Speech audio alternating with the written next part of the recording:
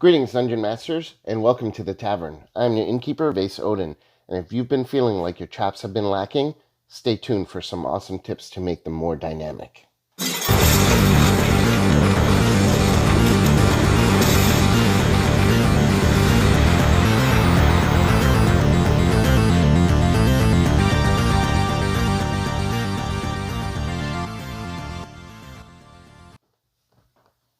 This is the first in a three-part series of videos on traps. In this video, we're going to discuss the basic traps and some cool changes that you can make to spark some excitement and danger with them. Next video is going to focus on the more complex traps introduced in the Dungeon Master's Guide and Xanathar's Guide. And then the third video, I'm going to show you some legendary traps that I came up with that made some really awesome encounters in my games. So first, let's explore the basic traps and add some more elements of complexity to introduce a more interesting problem for your players to solve. All right, let's get to it. Does this sound familiar? Your player characters are walking down a hallway and you ask for their passive perception scores. One of them has a 16. You tell them they notice something is sticking out of the wall. They search for traps and they succeed. They find the trigger for a spear trap. The rogue rolls his disarm trap check and rolls a 27 after his modifiers, which is way over the 16, and so he succeeds, and that's the end of it. Or, same scenario, but this time the hero fails his check, and you ask them to make a saving throw, and it's basically an extra chance to avoid damage, and if they fail, the spear hits them, and then they take 5 damage, and the end. I feel like most modules that I've read through have traps that are exactly like this. They're pointless, boring, and all they do, honestly, in my games at least, is piss off the players because they feel cheated. They feel like it's a cheap shot to try and just take hit points away from them or put a condition on them where they didn't really stand a chance. I used to think traps in D&D 5th edition were really boring, and not just that, but like rogues, wizards, bards. After a certain level, I think like maybe 5th or 6th level, they pretty much can disarm any trap. I mean, it's unless you put a ridiculously high DC, it's more than likely going to happen. And so what's the point of even putting it there, right? So luckily, Xanathar's Guide to Everything introduced some awesome concepts for simple and complex traps that can create some amazing and fun puzzles. So we're going to go into more detail on the complex traps in the next video. The Dungeon Master Guide and Xanathar's Guide offer up some basic traps that you can add into your dungeons. The basic traps, honestly, I don't really like them that much. I like the pit traps. I think pit traps can always create some really interesting things, which is mostly the ones that we're going to talk about in this video. But like the basic traps, they just feel like, you know, you're describing them differently, sure. So one, let's say, is a spear trap that just comes out and stabs you, or it might be poison tipped, and you roll a dexterity saving throw to avoid it.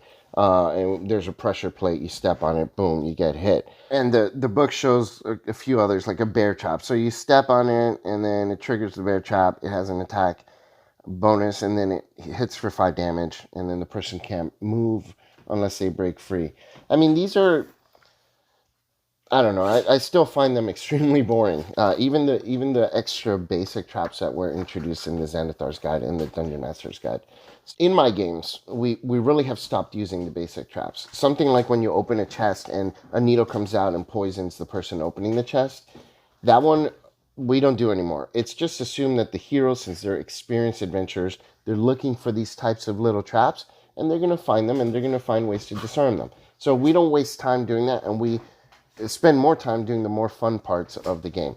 And then the more significant traps, the ones that will have an impact and the players will actually have fun dealing with and trying to solve, those we put into the game. All these, bear trap and spear trap and all that stuff, honestly, I can't remember the last time I used it in my game. You know, for your games, it might be different. I don't know. Your players might enjoy them, but if you do, then there's some good ones there, and I'm not really going to offer much in terms of that. Now, does it feel more realistic that the treasure chest is trapped with the poison needle? Probably. But is it fun if a player gets hit with it? Or is it fun that they disarm it? I don't think so. Not in my games, at least.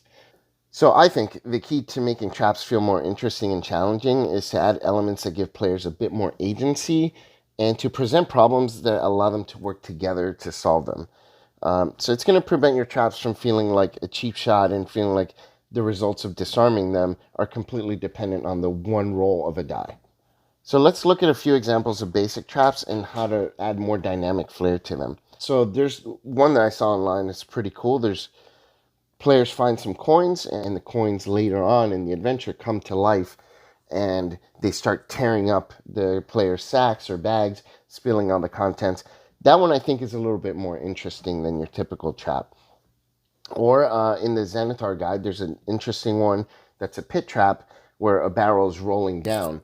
I think it'd be even more interesting if you have like a pit trap, the barrel rolling down, where players, you'll roll, either dexterity to avoid it or whatnot, but then like a grease spell is cast over the area, so the players are falling, they have a chance to fall in the pit trap.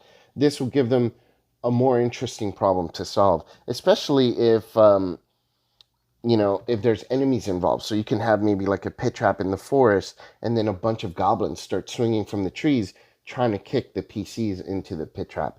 Like those kind of things add more dynamic, and the players feel more engaged and more like they can actually avoid these traps. Now, one thing that is important is to allow the player that has like invested in a disarm trap skill to have a way to disarm it. So, for example, if you wanted to set up a trap in the middle of a combat, say a ceiling is beginning to collapse, you can have the players take out enemies and then find ways to stop the ceiling from collapsing, which can be a risk because if they take longer to kill the enemies, the ceiling could already be too low and they'll still have to deal with some damage. But if they have a rogue in the group, maybe they can step away from the combat and attempt to disarm the ceiling trap, allowing the other heroes to focus on the fighting while the rogue can shine disarming the trap. And maybe they can then, once the trap is disarmed, spend more time dealing with the foe without having to use resources that they normally would have wasted to try and speed up the defeating of those enemies in order to not get hit by the trap. The point is that for basic traps, I think the most interesting way to use them is to add other elements, whether it's status effects or spells that are in combination with the basic trap, other ways, different ways to avoid them instead of just make a saving throw and you take some damage. So like adding enemies into the mix or adding a grease spell into the mix. I really enjoy those types of traps, and my players have enjoyed them a lot more as well. So like I said, pit traps are my favorite types of basic traps. I do enjoy doing other types of traps, but the more complex ones, which we're going to talk about in the next couple of videos. No matter what traps you use, some are really fun ways to add obstacles and make things more interesting and dynamic for the heroes to deal with. But I'd still use them very infrequently and only when they really make sense.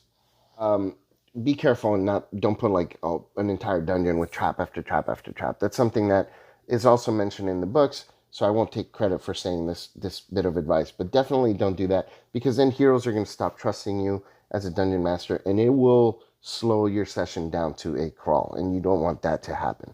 So let's go on to the next video. Trust me, that one is going to be really, really cool. There's some amazing traps that were introduced in Xanathars, and I think you'll really enjoy talking about some of those.